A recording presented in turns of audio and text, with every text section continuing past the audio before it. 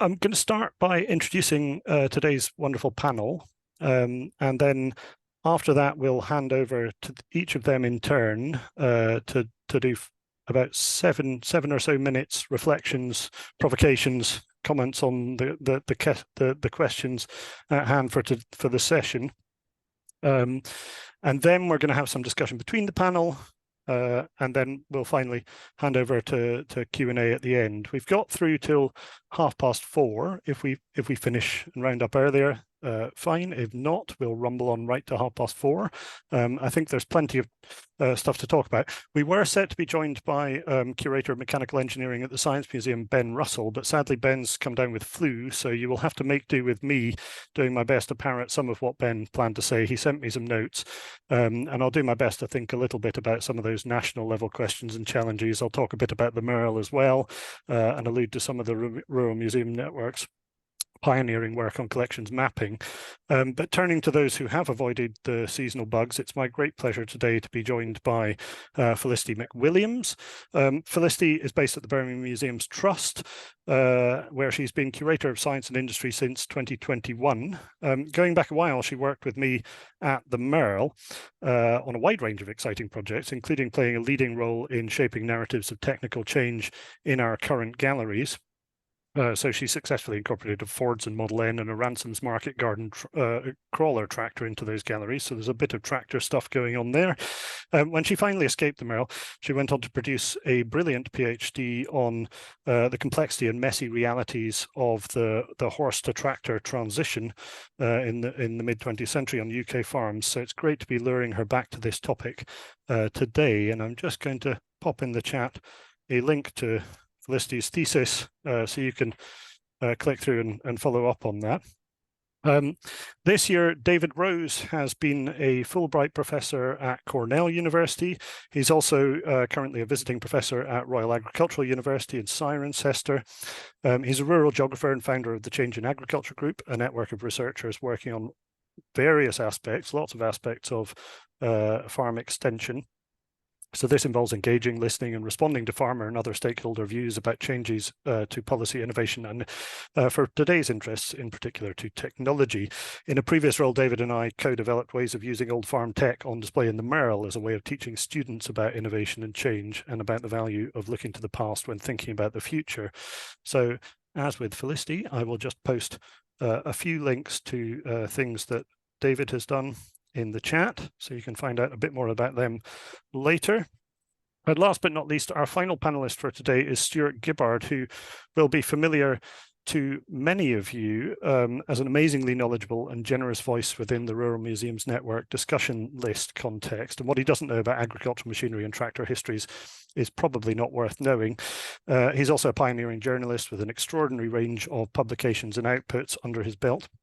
And during the course of his research, he's met and talked with many of the world's leading tractor designers and engineers, and he's amassed a substantial reference library and photo archive. I'm going to pop a link to Stuart's website in the chat, so you can follow up afterwards by looking at some of the stuff he does on the business side of things. He's going to be immersed more in the research side of things today, and some of that extraordinary expertise, I'm sure, will come to light.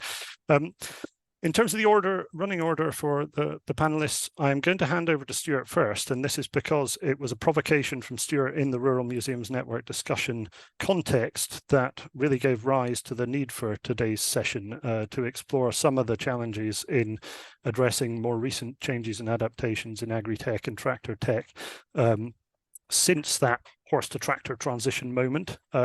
So Stuart, if I could hand over to you first, and you can set us on our course by raising the questions and challenges you raised for the Rural Museums Network to consider. Thank you, Ollie.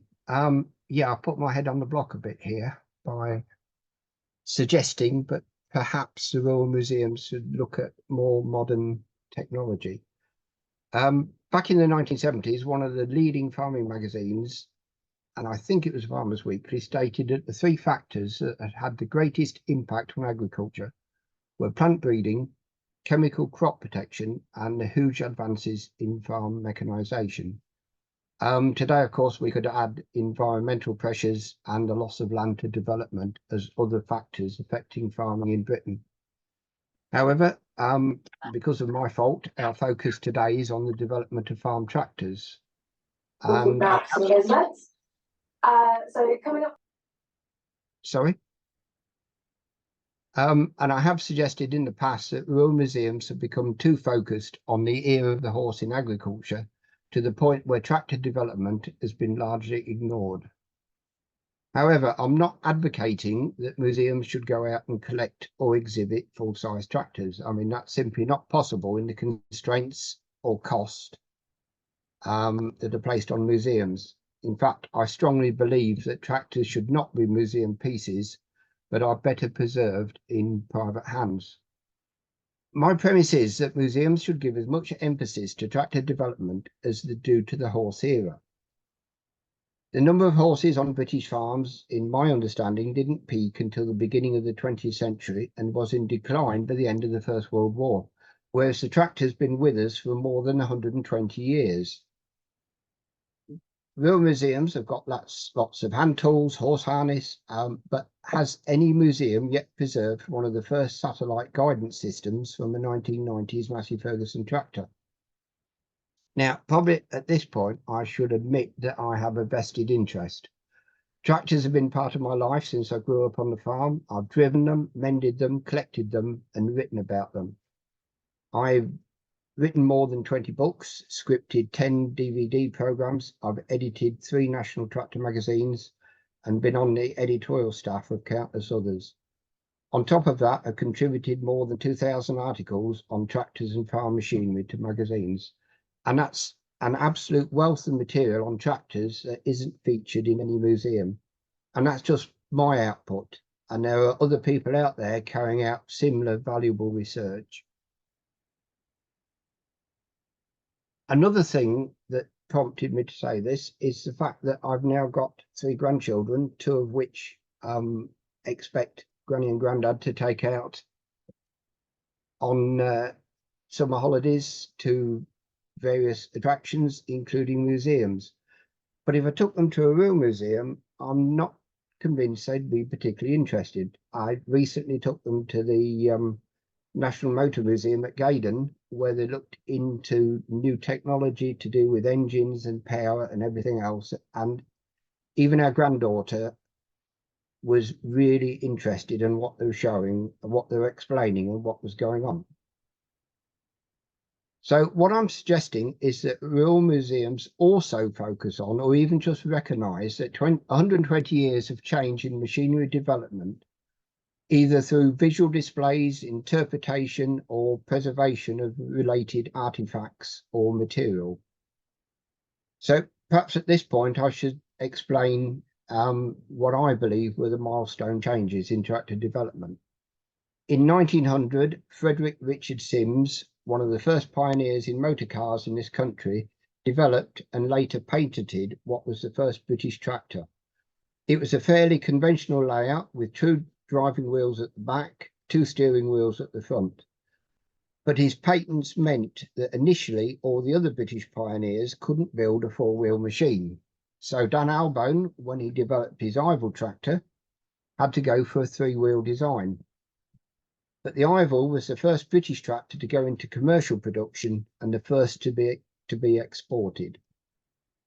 We then had a flurry of early designs of all shapes and sizes, but the key point is that all were built on a frame that supported the engine and transmission and also carried the wheels. But the problem with these designs is that there's something called frame warp, which meant that through the stresses put on the tractor as it worked and drove, the frame would twist over time, which meant all the components eventually were out of alignment. So Henry Ford came up with the Fordson Model F, which was sent to the UK in thousands at the end of the First World War. And crucially, this had a strengthened engine and strengthened transmission castings that provided the backbone of the tractor. So there was no frame. And this was the basic design that all tractors have followed since that time, or almost all tractors. with the engine transmission forming the backbone, large driving wheels at the back, small steering wheels at the front. During the 1920s, we had the development of the power takeoff to drive trailed or mounted implements, and at about the same time, Harry Ferguson began experimenting with linkage to make the plough become an integral part of the tractor. When Harry Ferguson's British Ferguson TE20 tractor went into volume production in 1946, it was hailed as a revolution in farming. But actually it wasn't. The revolution was in Ferguson's earlier designs, but they were too far ahead of their time to have any impact. It was claimed that the grey Fergie made mechanised farming more affordable, except that it didn't, because you had to buy a whole range of matched implements to get the best out of it. The Fordson Diesel Major, built at around about the same time, was a far better tractor. It didn't have Ferguson's system of automatic depth control for the implement, but you could compensate for this by the use of land wheels on the implement. And in Britain, the Major actually became the market leader because it had the best diesel engine on the market. In the mid-1960s, we had what was known as the second generation of post-war tractors, with sleeker styling, more sophisticated features, and for the first time, thoughts about driver comfort with ergonomic controls. The 1970s brought thoughts of safety with safety cabs and later quiet cabs. And then for the 1980s, we moved into the era of electronic and computer systems. And as I mentioned earlier, GPS systems coming in the 1990s. But many of the references to tractors that I see in rural museums only mention the transition from horses. And sadly, these are sometimes written in such a way as to make the tractor seem to be the villain of the piece, in that it hastens the demise of these beautiful animals. But not if you're the man walking in the furrow behind the plough from dawn to dusk in weather like we've had here today. If it hadn't been for tractors, the world would have starved decades ago. And of course, lots of museums are always focused on the Grey Ferguson, with talk of the revolution that it never really was. So what should we be looking at? Well, there's fuel. Most tractors today are diesel, although there are now experiments with methane, hydrogen, biofuels and electric. Although we're not quite there yet to providing a practical solution to replacing the diesel engine. Electric isn't new, and there have been experiments with electric tractors since the beginning of the 20th century. In later years, France and Soviet Russia, both of which had an abundance of surplus electrical power in their grids, made extensive use of tractors powered by mains electricity. Up until the 1950s, the main tractor fuel in this country was a form of kerosene, usually referred to as paraffin, or TVO, which stood for tractor vaporizing oil. Kerosene is a middle distillate from the refining process and actually a byproduct of the development of petrol and diesel, and was therefore a cheap fuel for tractors. Because paraffin had to vaporize before it would burn, the engines were started on petrol and then turned over to paraffin once the engine was warm. Paraffin is actually the cleanest burning of all the fossil fuels, so should we return to it? Tractors will also run on coal gas, and there's so much to discuss in this area. Size of tractors. There's also a misconception that tractors have got bigger, but in real terms, they have actually shrunk. A 1918 All Days and Onions tractor developed 25 horsepower and weighed 3.5 tons. So that's 140 kilograms per horsepower.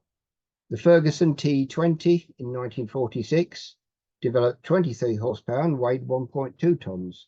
So that comes down to 52 kilograms per horsepower. The current New Holland T8 tractor developed 435 horsepower and weighs 12 tons, but that has come down to as little as 27 kilograms per horsepower. Currently, the most powerful tractor in production is the Fendt 1167 Crawler, which boasts 673 horsepower but weighs 18 tons, and that's down to 26 kilograms per horsepower. Powerful machines, but actually having a smaller footprint than earlier tractors. which had a fraction of their rate, but the smaller footprint is due to tyre and track technology. Something else that's changed dramatically over 120 years, with the emphasis now on soil conservation. And in the past, we've seen the emergence of so many different and revolutionary traction systems, going from some of the earliest machines having one-wheel drive to two-wheel drive, four-wheel drive, and even 6 or 8-wheel drive. We've had half tracks, full tracks, steel tracks, rubber tracks, and quad tracks. And that's without looking at the social impact of the tractor, which by the 1970s had caused a seismic shift in mechanisation and had depopulated the land. In my opinion, the story of the tractor is a rich canvas in the background of rural life in Britain over the last century.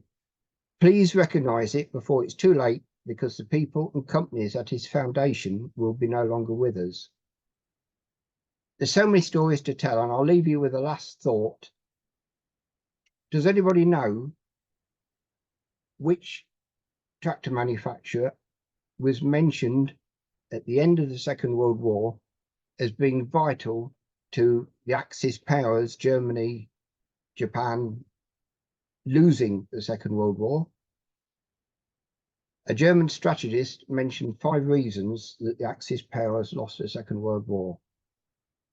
Among Hitler's decision to invade Russia and Pearl Harbor, he mentioned the Luftwaffe's failure to bomb this British tractor manufacturer's factory.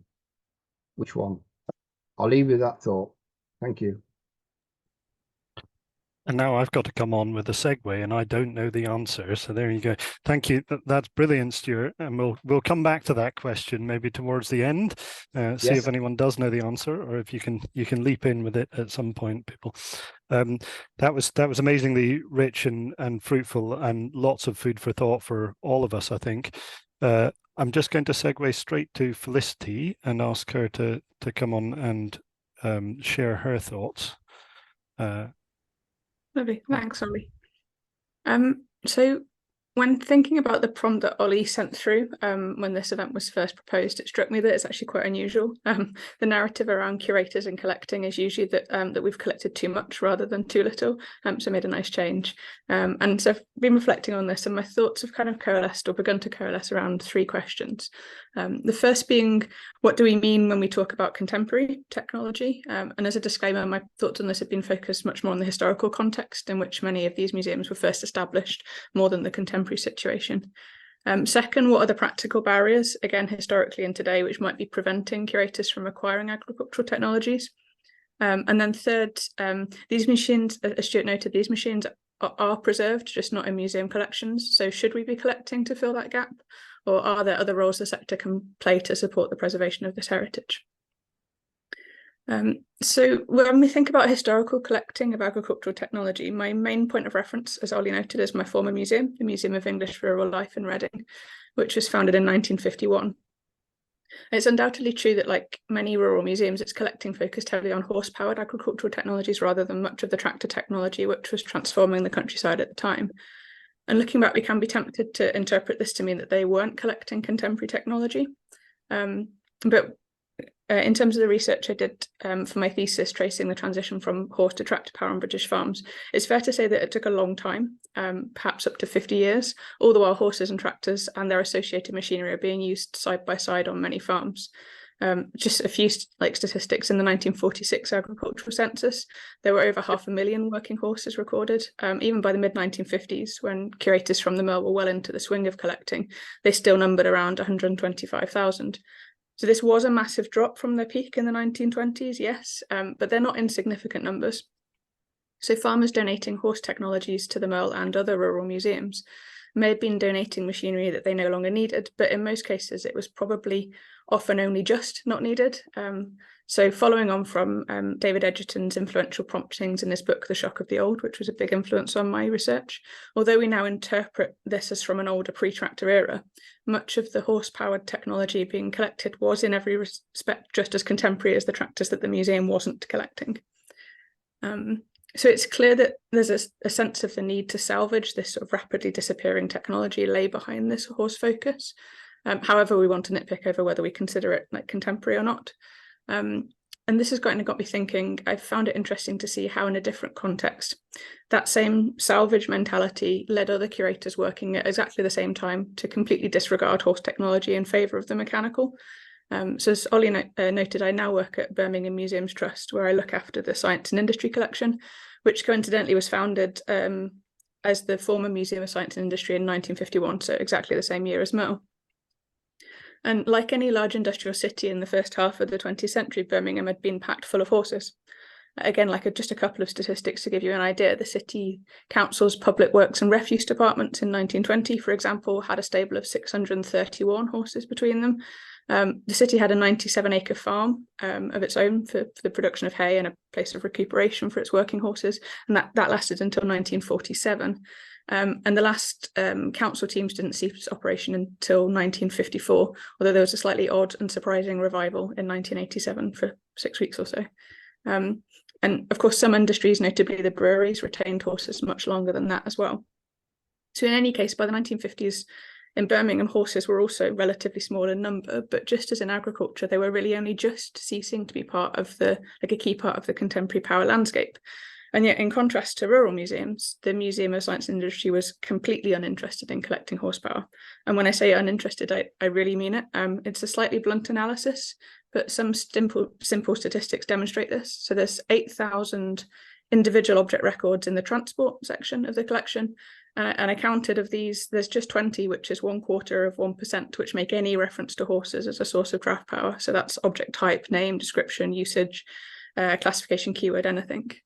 Similarly, there's 13,000 objects classified as relating to manufacturing and engineering. Bearing in mind, a lot of Birmingham manufacturers made machinery and tools for horse-powered technology. And in that collection, only 3 objects make any reference to horses. Of the remaining 16,000 technology and science and medicine objects, there's none make any reference to horses at all. What they did collect in vast numbers were steam and internal combustion engines. So I think where I'm going with these comparative reflections, I guess, is to highlight that such blind spots are by no means the preserve of rural museums, and also that the way we consider them retrospectively is shaped by how we understand the histories of particular technologies and their temporal relation to each other. So I guess what I mean by that is horse and steam power were both relatively near contemporary to the foundational collecting at Merle and at Birmingham's MS&I. And both institutions were driven in their early years to salvage the material culture of just disappearing technologies. But the former overwhelmingly focused on horsepower, while the latter overwhelmingly overlooked it. I've used up a lot of my time on that slightly rambling thought, but I want to discuss briefly some of the practicalities which may have an impact historically and today. So cost and space, I think, we can probably talk about, are always going to be an issue. The material culture of horsepower was and remained smaller and cheaper than that of tractor power. And the problem does get bigger as the size of agricultural technologies increase. I acknowledge Stuart's comments on tonnage per horsepower, but the pressure on museum storage space remains acute in most institutions nonetheless. But when we talk about why museums might not be collecting contemporary agricultural technology today, I think the practical barriers go much deeper than just space and money. Collecting big, innovative, valuable things, when done properly, takes a lot of time and sometimes a lot of money. But it also takes a huge amount of relationship building, so that when opportunities arise, people in the community are aware of the museum, they know who to contact, they may be willing to donate it rather than sell the object, perhaps even cover some of the logistics costs. But probably more key, they need to trust that the museum will be a suitable custodian of that object.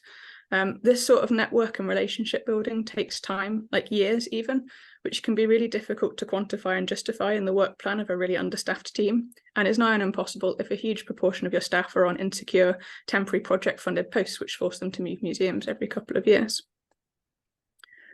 So finally, and perhaps this and the practicalities is something we can talk about more in the discussion, again, a little bit echoing Stuart, I wonder if we should be thinking in broader terms than museum collections alone. So farmers themselves, enthusiasts, all sorts of groups are preserving these machines in large numbers, and in fact have done so right back to when these rural museums were founded. I'd personally love to see more contemporary agricultural technology in museums, and agree that there are other ways we can be collecting when the barriers to maybe the whole object or the machine are too high, whether that's component parts, oral histories, photography and film, maybe even artistic responses. And I also think that in many cases, it's these types of objects which will help museums to tell engaging people stories of how farmers used tractors, as well as how they were designed and made. So I guess in particular, what we could be thinking about is where communities would like to see machines kept working in particular, rather than sort of static museum pieces. We should be asking what role the sector could play in the development of networks and toolkits to support people who want to preserve machines themselves and secure their long-term future, whether that's in a museum or not. That's me, I think, Ollie. Thank you, Felicity. That was brilliant, and really picking up on some things that Stuart raised and some of the challenges at the heart of that. I'm going to do my best now to share some of Ben's thoughts in his absence, which also echo and pick up on some of these same themes. I'm just going to share a few web pages as I talk. So Ben highlighted a few things that connect to really why the Science Museum don't collect examples of near contemporary tractor technology. The key thing amongst these is resources and capacity, and he highlighted the lack of space. So this is the new collection centre at Wroughton in the process of being built. It's now finished. Building 1 is 120,000 square feet, but the collection, as he points out, is enormous. So there is an enormous amount of scope to collect and fill it with agri-tech. Second to that is the issue of curatorial time. And he says this is probably more of an issue because collecting is labour intensive if done properly. So this is echoing some of the relationship building comments that Felicity just made. Ben, of course, has a much wider remit than some of his curatorial predecessors. I think Jane Inslee was the last dedicated agricultural curator at the Science Museum, but colleagues from the wider network might know better than me. And the pressure priority, tractors are up there with a lot of other big stuff. And Ben highlighted the coal-fired power generation, for instance. And this is just an example of one thing that Ben himself has been responsible for acquiring into the Science Museum's collections, which is huge. So it gives you a sense of some of the other things that they're acquiring in order to address some of the same kind of fuel-related and power-related energy transitions that Stuart was alluding to at the start. So Ben also talks about conceptual challenges, whether collecting tractors is actually the correct default position. So again, echoing what Stuart and Felicity have been saying, he shares how regularly he's had this conversation with people who have a large thing that they're convinced must be kept, but he asks us, what's the point of acquiring an object if it's just going to become a stranded asset? It's just going to sit unused in say, that huge store out at Wroughton. And I think he's making an interesting point. He's asking why not prioritize collecting not the tractor, but the tacit skills, the oral history, the photography, film, documentation, the sort of integrated archive that would sit around that object, and arguing, as he does, this is probably as important as the object itself. He highlights the linked issue of if we collect it, people will also expect it to be used and to be available, raising the age-old tension between preservation and operation, which are, to a degree in this context, at least mutually exclusive. Specifically for the Science Museums group, he's suggesting this is difficult as they operate under primary legislation, the 1983 National Heritage Act, which is very demanding in its provisions of how they care for and look after technology. He does note that they could and arguably should go further, perhaps introducing a form of loan request, which more easily facilitates operation, much like the National Railway Museum do with locomotives, for example. But his notes conclude with the reflection that on balance, it's probably sensible for tractors to be held amongst and easily accessed by the practitioners who work with them and want to see them working. So this is echoing directly what Stuart's saying about the wider network of enthusiasm and what Felicity is saying as well. However, he thinks there needs to be some consideration of having industry standard guidance on how that's done, similar to the Association of British Transport and Engineering Museums, guidelines for the care of larger and working historic objects, or the National Traction Engine Trust's voluntary code of competence and their owner's code of practice. So these are just some resources. I can bung these links in the chat afterwards. And the Science Museum group he's suggesting could assist with some of that overview. So broadly speaking, Ben's proposal is pushing towards an enthusiast-led approach with a means of managing and registering distributed national collections, not only held within museums, but out there in the community. And this, to me, is the logical extension of the listings and the distributed national collections work that the Rural Museums Network itself carried out on museum collections specifically some years ago. And this led to several outputs, which I will share here. So outputs on tractors. This is the page on the website that connects to the DNCs more broadly, but we've also got the report on tractors. I think we have Catherine with us today, so we've got the voice herself in carrying out this work. But there are also lists here significantly about the tractors that are in national collections. This is all available online. And some highlighted important tractors that are not represented in museums. Now, whether this tallies with Stuart's list of significant changes in the technology, I don't know, but we can maybe think about whether or not this is something that we need as a network to begin to bring up to date and talk about more critically. I want to now talk briefly from my own perspective about different modes of science museum collecting, past and present, as I think it might be useful, and to contrast this very briefly with the way Merle has collected. So essentially, the bulk of the Science Museum's collecting of agri-tech in the past falls into a few simple categories. Firstly, there are big opportunistic acquisitions designed to cover a specific area or fill a gap. I think others will know better than me there's a particular large collector's collection that the Science Museum Group acquired in I think the 1980s. And have since spent some time trying to whittle down. I was certainly offered a whole range of different tractors when I visited Rawton about 10 years ago.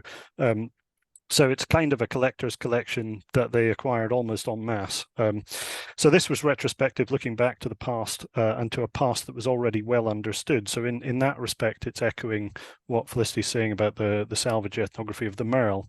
Secondly, in terms of short-term acquisitions for temporary exhibitions, now these often seem to drive acquisitions of one-off or singular pieces designed to address and cover particular themes. We saw some of this probably happening as part of that Future of Food exhibition in the last Rural Museums Network seminar. But a good example of this might be Ben's own work on robots, in the course of which, developing this exhibition for 2017, he acquired a small robot company machine. So this is an agri-tech company who produce automated agri-tech technology. So this is a neat example of acquiring the latest tech at a time when I would argue its future was not yet certain, and we'll maybe get to that in more detail when David talks to us, because he knows far more about agricultural robots than I do. And then we have more systematic collections, which are often driven by the redisplay of permanent galleries. So the old agriculture galleries of the Science Museum offer a really great example of this. So echoing that 1951 moment of Birmingham Museums and of the Merle, this is a gallery that was originally launched in 1951. So there's a page on the Science Museum website that you can look at about this. So these were incredibly well-loved displays. They survived in at least some form right through to about 2017. There's a really brilliant David Matlas article that explores their history in more detail. And he tells us that the museum invited manufacturers and agricultural engineering firms to provide scale models of their products for inclusion. So this is a good example, I think, of an early version of that relationship building, but it was fairly cursory and fairly rapid fire. They did it, and they sent out requests to companies, and they put a few adverts in magazines and things like that.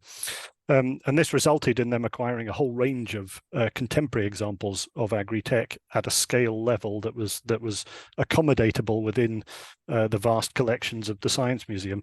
So these are now, this is one example that's now sort of found its way, I suspect, back out to Rawton. So again, representing cutting edge technology at the time, things in active use out there in the world. And this differed from the robot acquisition. The thing that differs is the context of the agricultural change. So the Green Revolution context of the 1951 agricultural galleries fell in the midst of a very significant shift and period of upscaling, but one whose outcomes probably seemed fairly clear-cut. And this is not to do down the complexity of that horse to tractor transition, but essentially people knew that change was coming, and they knew what form that change was ultimately going to take. It might have taken a long time, but they could see the writing on the wall for horse-based ag.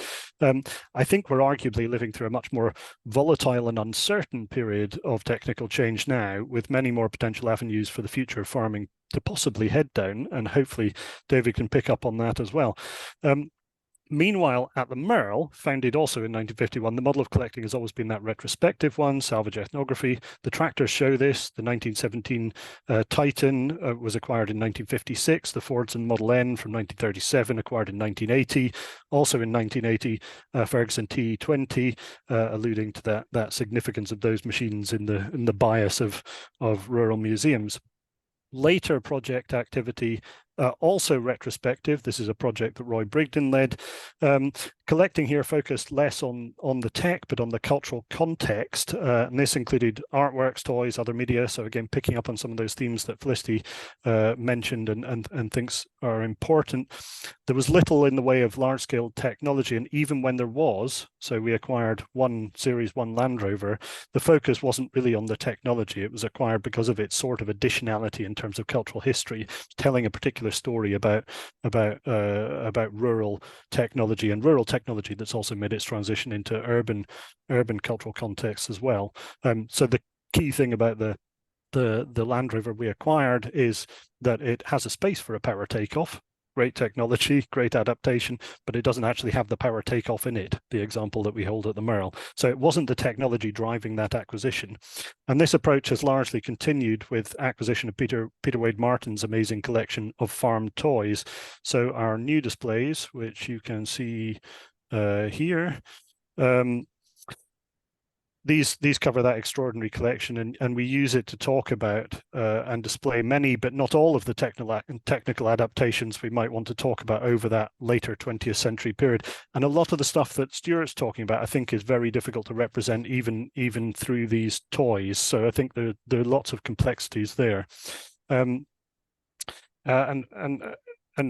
finally, before we segue into the last of our panelists' contributions, and hopefully some exciting but polite robot wars, a nod to an excellent session that some colleagues told me about earlier on today that ran at the MA conference earlier this year, which focused on the challenge of museums as hoarding institutions that need to let go of the model of keeping everything. So no particular conclusions from me or from Ben. Suffice to say that it's a big challenge and a complex one, but perhaps we need to be excused from representing everything. And maybe, just maybe, we've got far too much material representing the mid-20th century transitions from horse to tractor. So some of that might need to make way for a 4-track. So maybe I can send some horse-based stuff across to you in Birmingham, Felicity, and that'll free us up a bit of space for contemporary ag tech. If I can hand over to you, David, for the final of our contributions. We're running massively over time, but plenty of time for discussion if we stay on till 4:30. Yes. Can you see that and hear me, Ollie? Yeah, I can. Great. Okay. Well, everyone, don't be distracted by this video that's going to play on the right-hand side throughout this video presentation. You can watch it if you like. I'm not going to put the sound on, but I will play it. So I'm probably a little bit different than many people in the room. So, I haven't worked in museums. I haven't thought a lot about what museums collect and how some of the challenges in collecting. I'm a social scientist that has explored interactions between people and technology and animals and technology, and tried to understand how agricultural technology changes life on the farm, but also how farmers and farm workers change the technology. And just as a bit of a quiz before we start with, I can't see the chat. So if anybody might guess where 4 of these 5 pictures, excluding the screenshot of the paper, where 4 of these 5 pictures might have been taken, then please shout it out. I'll give you 10 seconds. So these are all things that I photographed in a museum in the last 3 months. So I'll give everyone 5 seconds. If there's no answers, I'll tell you what the answer is. Okay, it's quite hard. You might have an insight from where I've been. Ollie said I'd been in Cornell, right up in New York State, a really interesting area, full of really interesting museums, actually, in that state and states surrounding it. So a very small Ward O'Hara Museum in Auburn, New York, an open-air museum in Cooperstown called the Farmers Museum. But then this one a little bit further away, this is the American Museum of Natural History, one of the Smithsonian, where they've got the Waterloo Boy, and where I photographed all of these things. And my trip to the US, spending time in New York State, Pennsylvania, Wisconsin, was fascinating, because I encountered the the largest, most modern farmers with all the latest John Deere kit, right through to the Amish and Mennonite communities still using horse and carts, tractors with metal wheels. I remember being on an organic fruit farm and hearing this awful noise nearby that sounded like somebody had a giant football rattle that you used to wheel around. And I said, "What's that?" And the farmer said, "Oh, that's the Amish community. They're using the tractors with metal wheels." So it was an interesting juxtaposition of the modern and the less modern. But on the right-hand side, you can see that this was a simulator that I sat in, and I was there for a long time, and I had to get off because little boys wanted to sit on it and little girls wanted to sit on it instead of me, and I was stopping them from doing so because I got very taken by it. But I spend a lot of time thinking about the so-called, it's quite arbitrary, the so-called fourth agricultural revolution. So many more emerging technologies, robotics, drones, gene editing, even alternative technologies like hydroponics, cultured meat, for example. And thinking about how just the tractor has changed in the last 30 years, and specifically the tractor cab has changed in the last 30 years, where now in this country, mostly you're looking at auto steer, very precise driving where you don't have to do it. Variable rate technologies, variable rate fertilizer, variable rate seeding, use of remote sensing so the tractor can decide which parts of the field need more or less inputs, which can be fantastic for environmental efficiency and reducing damage to the environment. Great for finances of a farmer because it can enable you to use less inputs. And lots of other potential benefits of this so-called revolution, attracting new, younger, skilled people into an industry where there is an aging workforce, for example. Perhaps improving farmer lifestyles as you can robotically milk cattle and you don't go and have to do that, and you can spend more time with your family doing something else. So many potential environmental, productivity, and social benefits created by some of these new and emerging technologies. Now, it struck me as I walked around the American Museum for Natural History, where we started with the Waterloo Boy, went through to the forts and tractors, and many exhibitions that told the story of American agriculture from the early 20th century right through the Green Revolution to the modern day, telling the story of gains and successes, and lots of advertisements accompanying the technologies, making the same sorts of promises than the robot manufacturers of today. Cheaper, more profitability, cheaper inputs, more efficiency, all of those same promises. And yet, as you all know, this was mentioned earlier, some artifacts in the American Museum of Natural History also pointed to the controversies caused by the introductions of technology. So that sign now that was a wonderful promise at the time now reads rather naively if we think about the threats we're facing from climate change. And many exhibitions, parts of that exhibition that talked about labor displacement of mechanization, some of the challenges of the Green Revolution, for example, lots of pros and cons. And it's the same today with many of the technologies that I'm interested in, robotics, drones, the driverless tractors that are now appearing on the market. The use of them is likely to have the same uneven distribution of benefits as technology that came before it. There will be winners and there will be losers, just as new technologies in the past improved profitability and productivity. There was labor displacement of migrant workers. There was creation of monocultures. There was overuse and over-intensified use of some of these technologies in places that couldn't handle it. So if you think of the grey soil erosion in the Dust Bowl, for example. And it's likely that today's new emerging technologies, the robots, the drones, and this is increasingly shown by social scientists, will have its own set of benefits, but also losers. So there's lots of work being done on the dangers of data privacy and ownership, and companies benefiting from all this data that's being captured on the farm more than the farmer.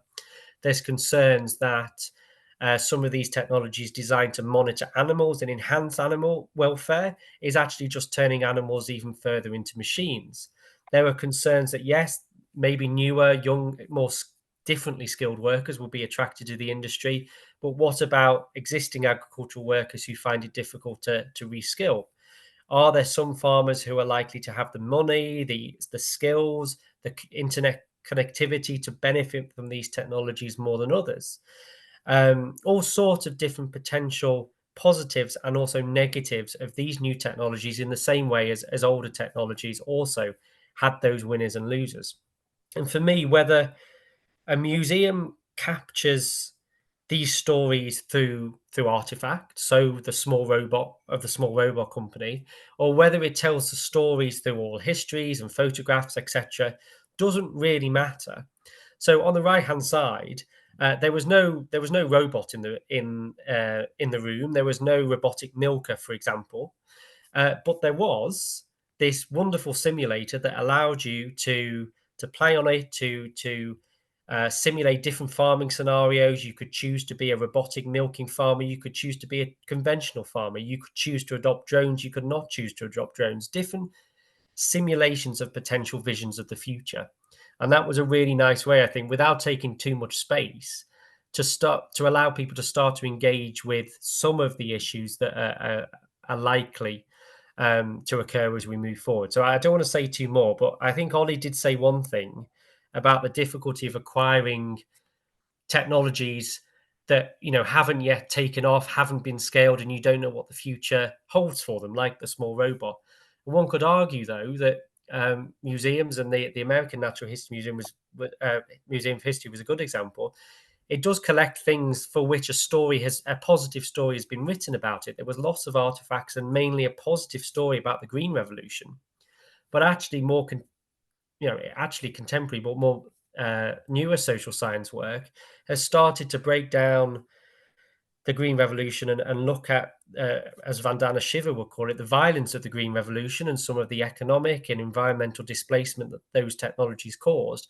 And that actually isn't reflected in the museum at all. So maybe the fact that future visions aren't set shouldn't deter us from collecting things, and might move us away from just actually collecting the things that are scaled and are seen as successful, because collecting things that aren't widely scaled, I think, is also interesting to understand what worked and what didn't for various reasons. Sorry, I've gone on. Thank you, David. That was really interesting reflections there on that particular issue. And I'm still regretting not having acquired the Dungle dozer, which was something of a cul-de-sac. But again, Stuart will know far more about the Dungle dozer than I will. There's lots of interesting discussion emerging in the chat about Stuart's challenge. So maybe we'll pick up on that right towards the end. But in the first instance, I just wonder whether any of our panel have particular comments or reflections or questions. And I might ask you, Stuart, to come back in and say whether or not you feel anything that the three of us have said addresses any of the questions and challenges that you raised in your original provocation. Are you hopeful for change? Yes, I am. And I think actually we're all thinking along the same lines. I don't think that museums should go out wholesale and collect tractors. But I was recently offered a data vision unit, which is one of the early electronic computer units of a Massey Ferguson tractor, brand new in a box by a man who'd worked on them. And he said, if you don't want it, I'm putting it in the bin. It's about as big as the shoebox, and that is one of the first computers to be fitted to a tractor in the 1980s. Sadly, I didn't take it away with me, but that's just the sort of thing you could put in a museum with a panel explaining what it is. And there's so many different artifacts. And I think David's brought this home really when he's talking about the Museum of America, that all these things, whether they were a dead end, a blind alley, or whether they're successful, they need recording in some way or other. And I think through interpretation or display or recordings from the people who are involved, just a picture, a panel is all you need. And you can explain 120 years of development, possibly just on one wall. I think that's a really interesting idea, and one that certainly we can think about at the Merrill. And if you still have the contact details for the the guy you spoke to, then, you know, if it's only shoebox size, then I might be able to justify it. Someone's saying in the chat, there's a dungle dozer on the market. I can't justify it because of the space. And I think my colleague Isabel is here. I think she'd be cross with me if I started trying to go out shopping for dungle dozers. But something the size of a shoebox, if it's that significant and it comes with your endorsement, Stuart, as one of these key technological adaptations and changes, then I think that's something we can definitely work towards acquiring and addressing. Felicity, would you like to come back in and comment? And yeah, I mean, really interesting kind of hearing all of these different perspectives, and I guess sort of following on from what David's saying, I mean, you'll be the only one here who's actually had the pain of reading my PhD thesis, so you know, many times. So, but you'd be aware that sort of I was particularly interested in the complexity of that horse to tractor transition, which is so often sort of not captured by. I think we still end up falling into quite kind of progressionist narratives around this sort of technology. So what David was saying, I completely agree with, this idea that we definitely shouldn't hold back from acquiring or looking to acquire things, not knowing whether they're going to turn out or kind of what impact they're going to have, and exploring ways of representing those stories of, you said, the sort of the winners and losers and the kind of the unintended consequences, and the sort of the way that we then sort of find these objects interesting in a different way now than maybe their original intentions were. I mean, the sort of main parallel I can think with the collection I'm working with now, which tragically doesn't contain any tractors at all, which in addition to the lack of horse material is deeply disturbing to me. But my favourite object in the science and industry collection is an object which sort of does this in a similar sort of way. So I don't have a picture, but it's an electric dustbin lorry, basically. So the Birmingham City Council, that fleet of horse-drawn refuse lorries that the refuse department had, their stable of 270 horses, was replaced in the early 1930s by an entirely electric fleet of refuse lorries, which were built in Birmingham, went around the city. It's also enormous and green and very cute, so I like it for that reason. But they were used until the 1970s. They were recharged by electricity that was generated by the incineration of the waste they collected. And then in the 1970s, they were replaced by diesel lorries. And that's a really popular object with visitors, because for visitors who aren't often as aware as historians of technology of the long history of electric vehicles, it really upends people's maybe preconceptions about the viability of electric vehicle technology, sort of thinking about, it's quite a shock to people that Birmingham had something that seems quite revolutionary. If we had it now, if Birmingham City Council, if it had any money left, announced that it was going to kind of have an entirely electric fleet of refuse vehicles, that would seem quite forward-looking. And the fact that this was going on in the 1930s, so that's an object that does a similar sort of thing. So I think I definitely kind of echo what David's saying, that she's sort of introducing visitors to the complexity of these technologies and the way that they are introduced, and the positive and negative and unintended consequences that they have, basically messing up those technological timelines a little bit. We should be looking for ways to do. Yeah, I think, I mean, I can't comment for Ben, but I think from Ben's perspective, there was some degree of consensus about the idea that we should be not necessarily relying on, but certainly supporting private communities of collectors and enthusiasts, and the ways in which perhaps that as a resource for heritage and heritage futures might be a way to go. And museums, I think, could do a lot more on that front, and maybe this is something the network might pick up on. Back about 10 years ago, I was slightly critical of the model of the distributed national collections, because the database technologies essentially weren't there for us to maintain them and keep those listings up to date. Museums are forever acquiring new things and sometimes deaccessioning things. Often the ag tech is the stuff that goes because it's big and it's taking up a lot of space and no one's paying much attention to it from a research perspective. So, the flow of those lists, and those lists will be out of date now, but I think probably the tech has caught up on the database side of things, so we can manage that. And actually, we might reach out further into those enthusiast networks. One other thing I will say is about that flow of collections in and out of institutions, and the way in which we reimagine the existing things we have. So again, picking up on that Museums Association session I alluded to, the idea of effective collections, again from a while back, that actually it's perfectly acceptable for us, well, possibly not for national museums, but it's acceptable for us to get rid of things if they're not helping us tell the stories we need to tell, if they're not capturing the narratives in an effective way, or telling those histories, which frees up space to acquire other things to tell those stories more effectively. And again, that echoes with what David was saying about not being afraid to collect the potential cul-de-sacs and dead ends of technology right at the moment when they're being developed, because actually if they don't take off and there's nothing much that we can say with those stories, it is possible to deaccession them and get rid of them at a later date. David, do you have any final reflections before we open it up to the floor? I was just going to very, very briefly give a story that emerged out of Cornell, because I think that there are challenges with collecting these physical objects because there's too many and the size is a problem. But there was a autonomous robot being demonstrated that had that went up and down vineyards, and it can be used for strawberry crops in the UK. That within the autonomous robot, it had UVC light bulbs in it that would go up and down the crop, killing a particular disease. And the original way of doing it was a person would have to go and spray. And I spoke to a farmer who came to see this in action, and it had been demonstrated that actually the UVC part of the technology worked very well. That was very good at killing the disease. But this farmer wasn't very convinced about the autonomous part of this. He thought, well, actually, it won't be that reliable. It's terribly expensive. So that farmer went away and he told some of his friends, well, actually, the UVC bit's quite good, and we'll make our own trailer with that we can pull behind a tractor with the UVC thing.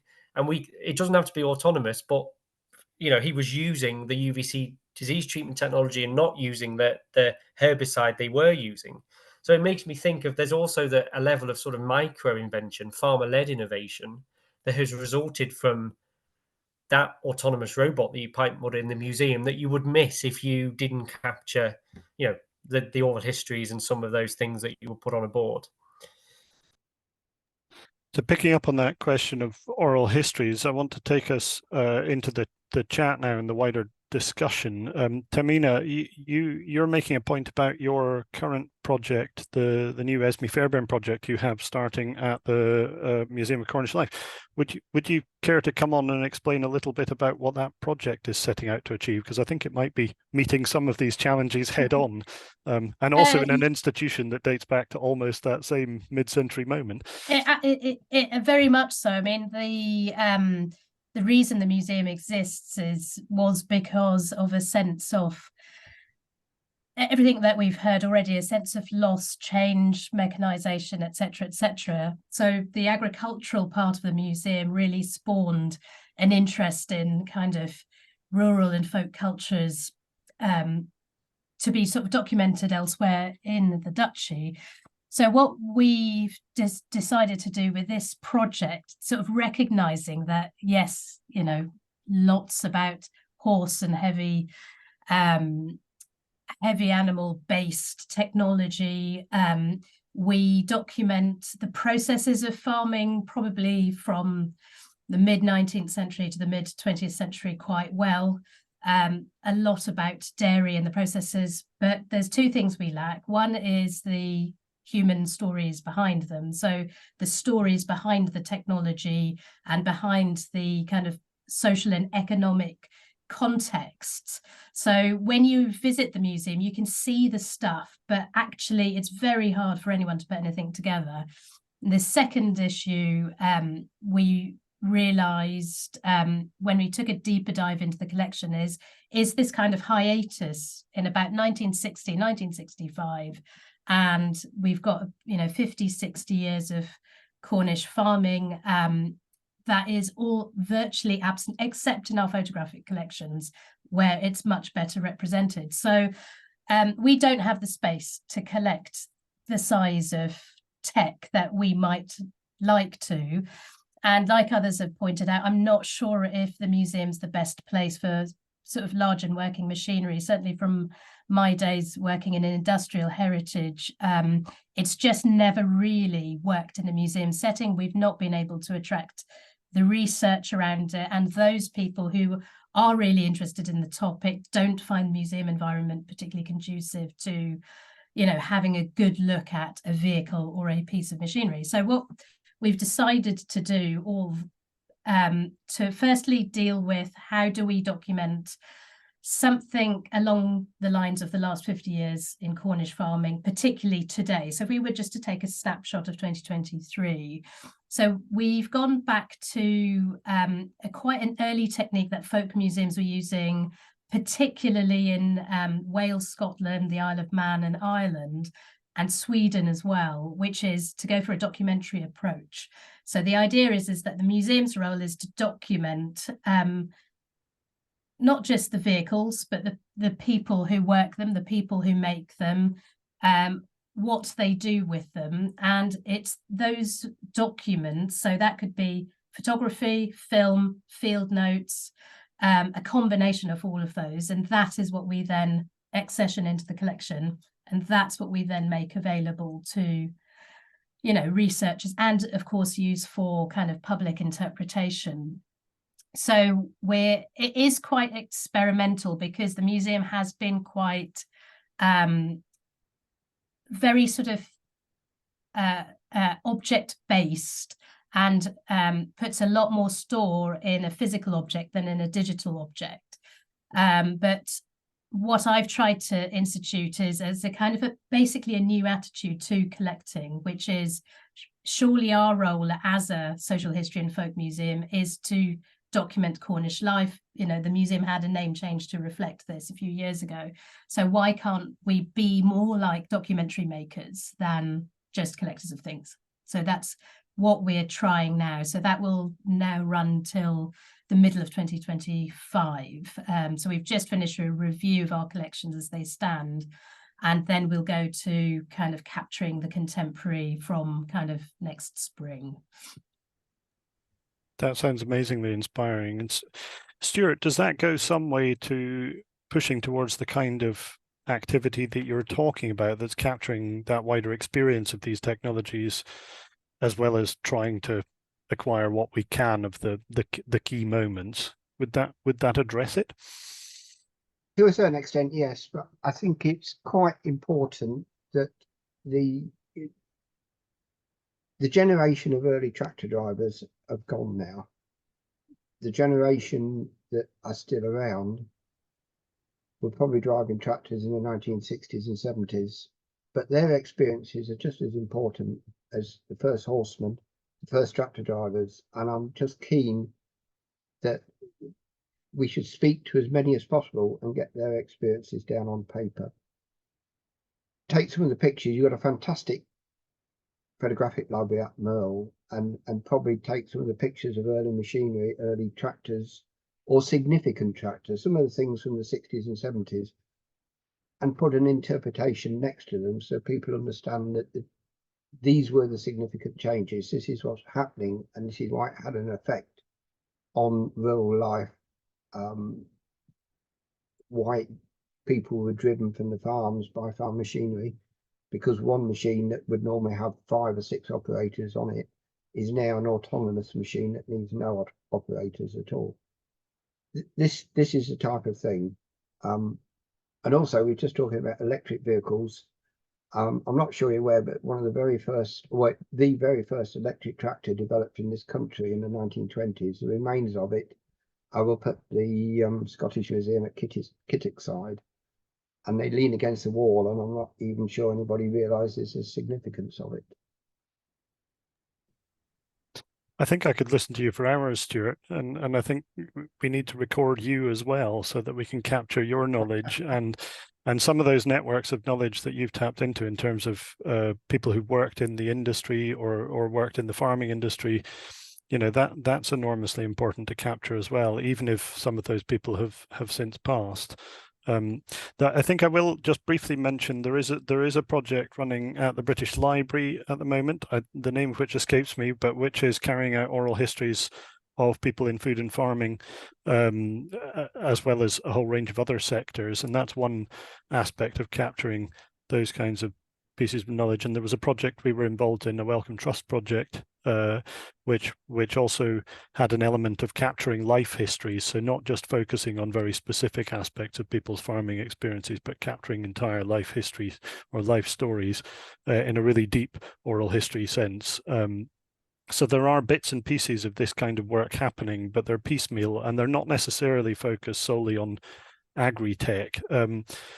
David, do you think these kinds of oral histories would be useful to future specialists in contemporary agri-tech in understanding those kind of transitions? Yes, I mean, I spend a lot of my time being the token social scientist on projects designed at developing emerging tech like robotics and drones. And there is still this difficulty to get across the message that it will not be the case that you develop this and tomorrow it's suddenly widely adopted by everyone and scaled and everything's perfect. And it's totally beneficial that you need to consider, firstly, how you involve stakeholders in designing that tool, but also the challenges of adopting, and also if you're thinking about developing responsibly, potentially some of the controversies that may well be caused. So some of these more modern tractors, farmers, running into difficulty now that they can't repair their own machine because it will, ruin the warranty, and feeling like they have less autonomy than ever to make a decision. Or some of the concerns that have been raised about the health and safety and responsibility implications of driverless trucks. All of these potential social and ethical issues do need to be considered, but almost you can take a cue from the past and the controversies caused by the introduction of, the threshing machine that you have down in the Merle and the swing riots, to think, okay, it might not be the same type of controversies as the past, but it's unlikely to be this very quick revolution which transforms everything for the better tomorrow. And just getting developers, engineers, funders to think like that helps them not just spend money on designing the technology, but also spend money and time thinking about the other things that are needed for successful agricultural transitions, and also what you might have to put in place to help people that may lose out from a transition.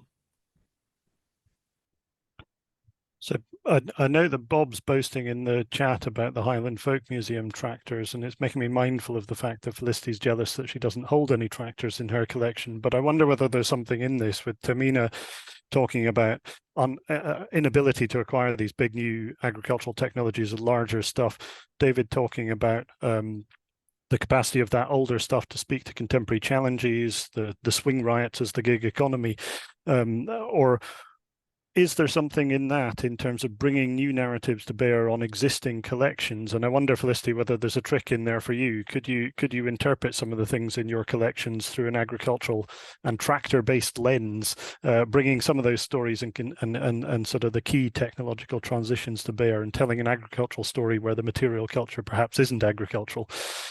Yeah, I think definitely. I mean, the sort of there are pockets of agricultural material in Birmingham's collection which were mostly acquired in the 1970s by the social history curator in an attempt to Tehol Mill, which is one of our historic properties, which was sort of associated with Tolkien and was meant to be sort of the inspiration for the Shire, into a sort of rural life museum, which never really took off. And all of that material that was acquired was sort of acquired as exemplars, and with the idea of it probably being used, so without any of the kind of social history context that would enable us to really use it now. So it's a bit of a problematic collection, essentially. It's lacking all of the human stories that we'd actually want to tell, which would make a great story, I think, for Birmingham museums, because the growth of the city, particularly in the 19th century, is such that there are so many, if you look at the artwork in the collection, there are so many areas of Birmingham which until really relatively recently were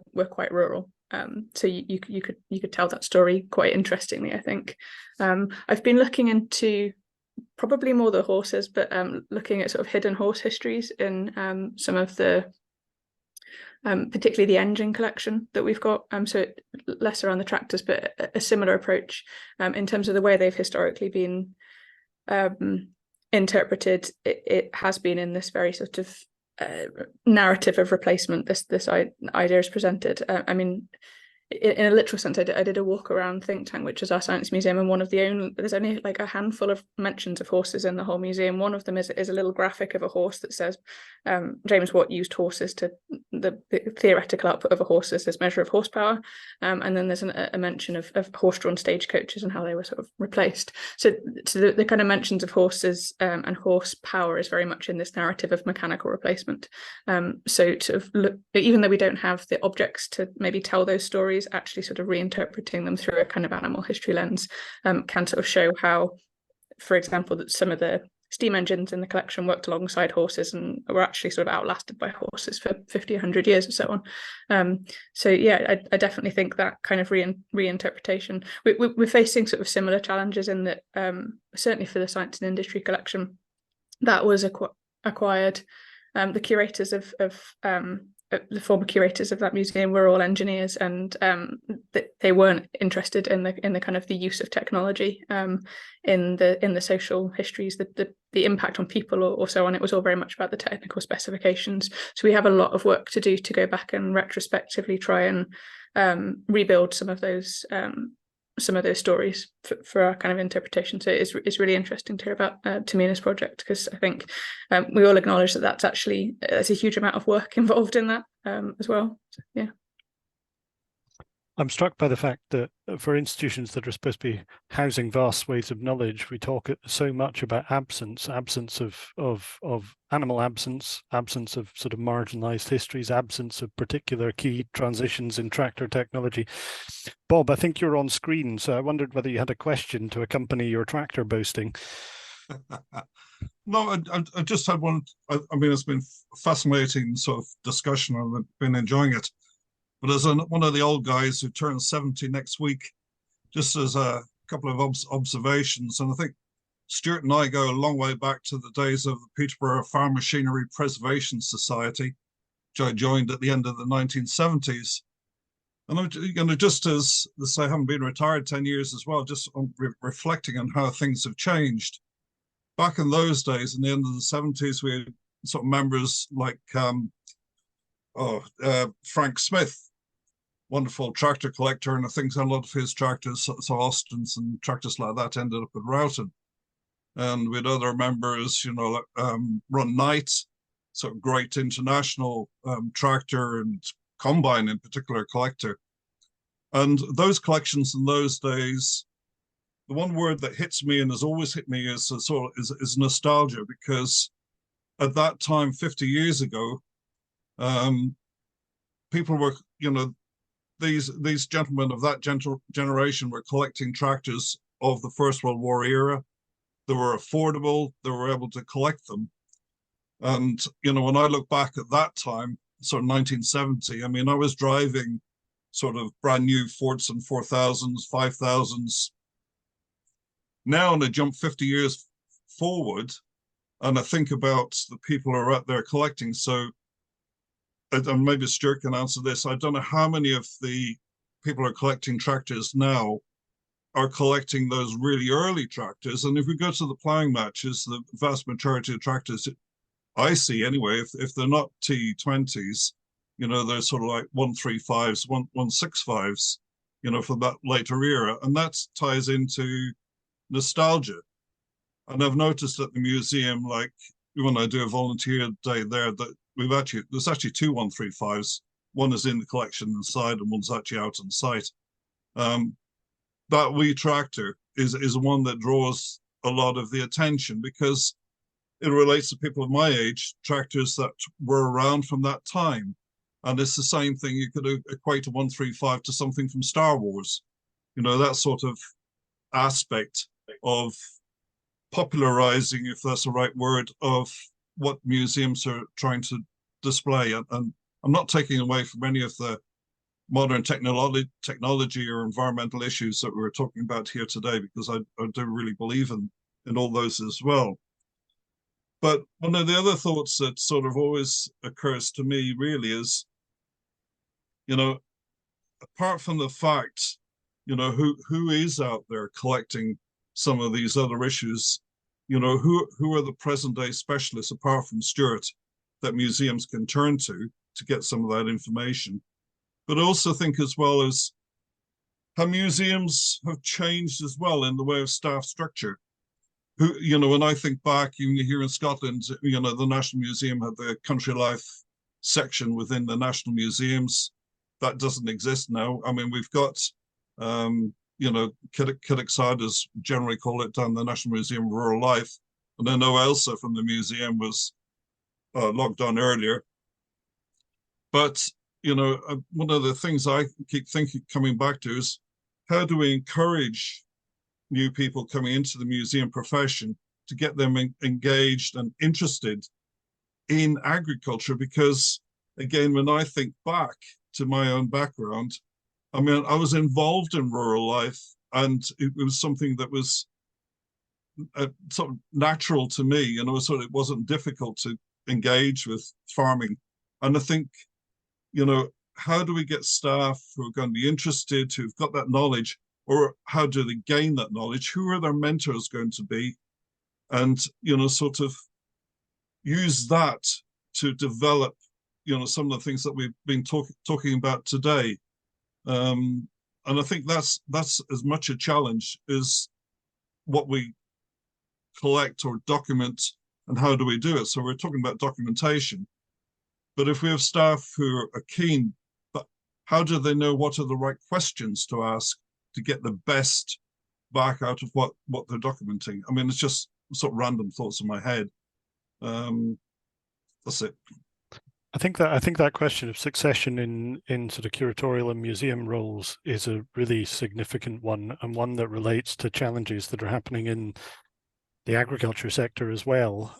But of course, the agriculture sector is also facing other challenges around diversity, and there was a really interesting report recently from a Nuffield scholar about questions of diversity in agriculture and the new cohorts coming through agricultural training context. I wonder whether there's something in that in relation to us working more closely with people like David, who come from non-museum worlds, but worlds that are shaping that the future of that sector, and understanding those newer cohorts coming through.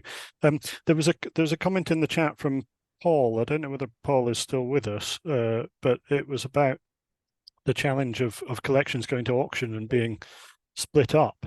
And I wondered, given that we've just been hearing from Bob, who I know is a prolific collector and has recently given one or two things to the Merle, I wonder, Stuart, as another collector and someone with a vast storehouse of archival material, whether you've given thought to that, about the challenge of what happens to those collections, and whether they're filling gaps, certainly in your knowledge and at your end of things, but is there a future for your collections, and are there other collections like that aren't tractors and agri-tech themselves, but are the related ephemera and materials surrounding those?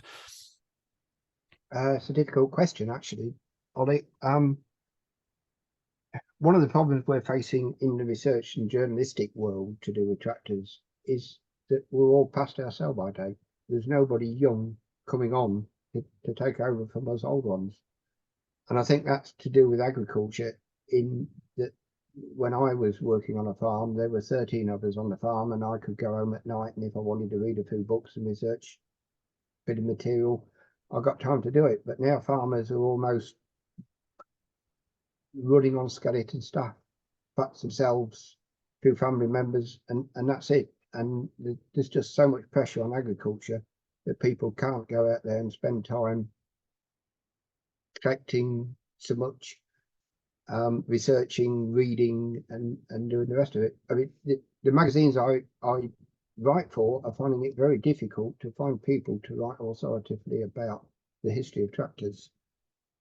And also, coming back to what Bob says about the age of tractors that have been collected, this of course is a generational thing, and the pre-war tractors now are all, they don't come out, they're in barns, because some of the gentlemen who collect that age of tractor have either passed away or are getting too old to take them out and play with them. And the tractors now that everybody wants, and like late 1970s, 1980s, County 1884, built in 1983. If you wanted one of those now, you'd have to pay 250,000 for one. they're commanding big money.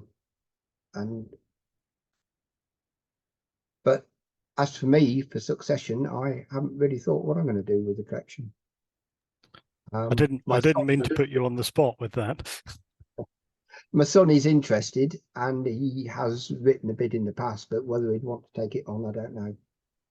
Do you think there's a changing interest in that heritage and the ways in which the readership engage with it, or you know, there's often this suggestion that the numbers of tractor collectors out there are fewer and further between? I don't think that's true. I think you're right, and perhaps the things they're interested in collecting are slightly shifting. The lens of the period they're focusing on is shifting further forward in time a little bit. But I think there's still a significant interest out there.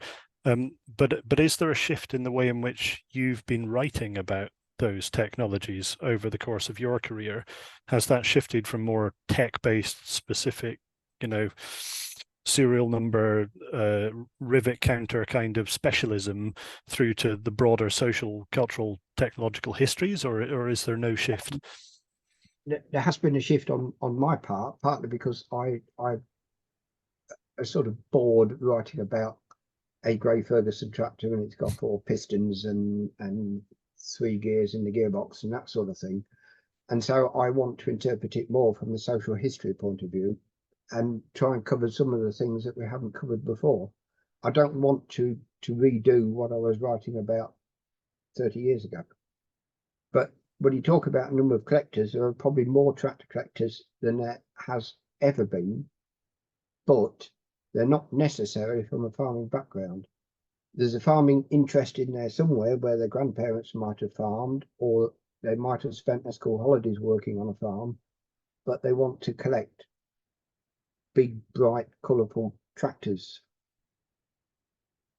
And also children who used to be fascinated by steam railway locomotives in our age, when they rushed past on the railways, they now ride about in the back of the car, looking out the window and seeing blue, green, yellow tractors in fields, and they grow up fascinated by them.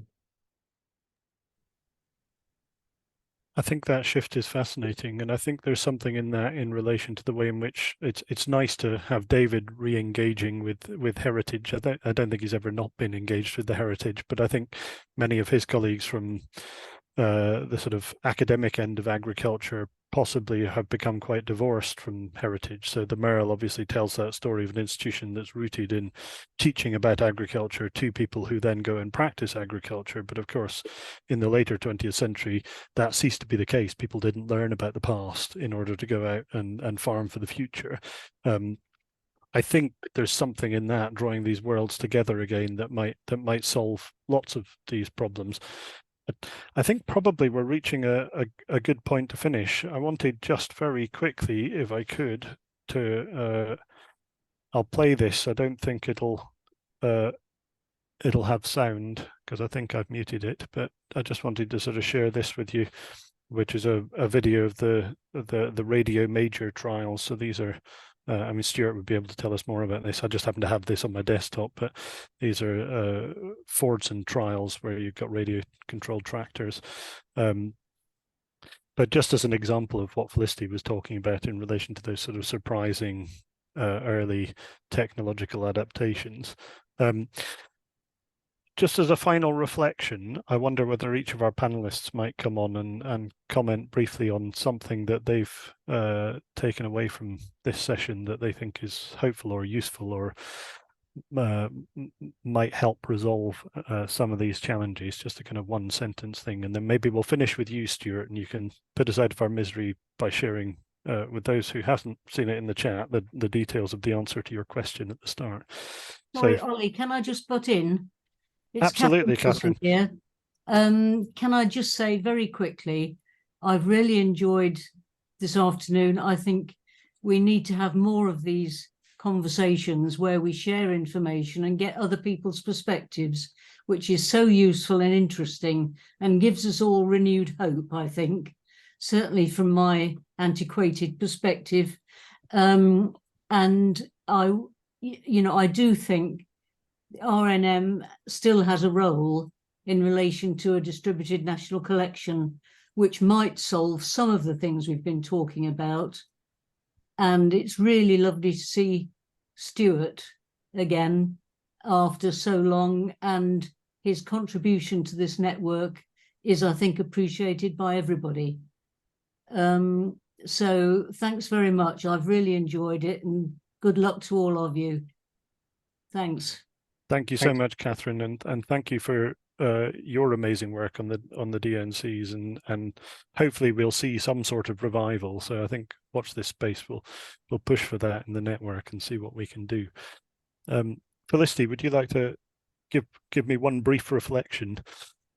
Yeah, I mean, to be honest, I think I've found the discussion really reassuring in a sense that it feels like there's an awful lot of consensus. We haven't sort of, we acknowledge the challenges of acquiring big stuff, and actually seem to be in general agreement that acquiring more big stuff probably isn't the way to go, that it's the human stories and the intangible, the knowledge and all of those sort of surrounding material that's probably more worth our attention, but also quite at risk. And I think that's sort of understanding what Stuart was just saying now, that we're all very aware of the kind of challenges of lack of curatorial capacity, but the expertise that we need in the community, we tend to just assume that will be there to fill the gaps, and it might not necessarily, and being aware of some of the drain that might put on people that we're going to for these kind of resources is worth being aware of as well. Yeah, that's really amazing. David, would you like to come on it and give us some final reflections? Well, I found the discussion very interesting, and thanks for everyone's contributions. I'm still trying to think in my head about something that Stuart said, actually, which I found quite interesting, when I think he was talking about with driverless tractors now, maybe not so many people being on the farm, and to some extent is interesting to capture the voices of those people that may have been displaced by that. But I was also thinking there are a great many people now who are absolutely central to a technology that is being used on a farm that might have no operator, that might actually hardly ever visit a farm and maybe sitting somewhere else. So the software engineers, those people that are crunching the data, making decisions off the farm.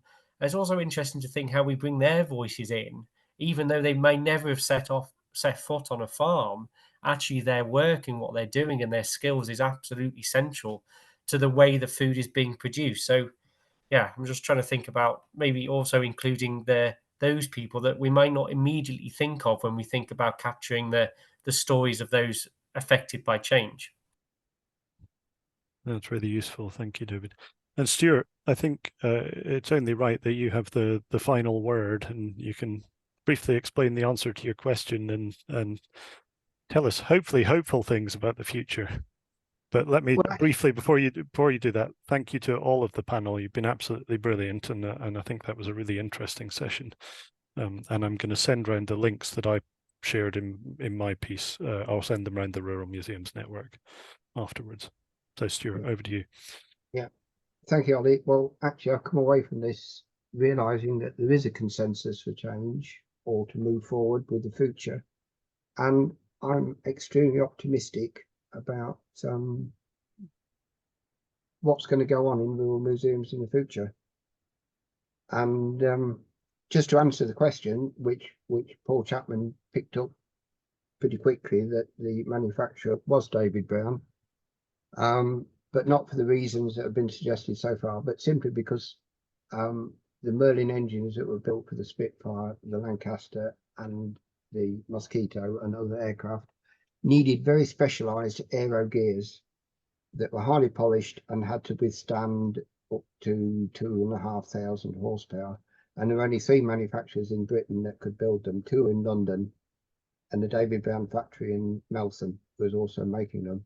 The 2 London factories were bombed out of existence early in the war, which left only David Brown able to manufacture these gears for the Merlin engine during the Battle of Britain, when it was vital to supply these engines. And the Germans were well aware of this, and Lord Haw actually mentioned it in his propaganda speeches, that David Brown, we know where you are and we're going to come and bomb you. And the nearest it got was bombing Wilshire chicken farm, which was 3 miles away. And the area woke up in the morning to find itself carpeted with feathers. But yeah, and it was mentioned in by an American strategist as one of the reasons that the Germans and the Axis powers lost the Second World War. And you've really pleased Felicity because they've got a Spitfire with a Merlin engine, so she's got a bit of tractor heritage, you see. So It's tenuous, but I'll take it. Yeah. Yeah.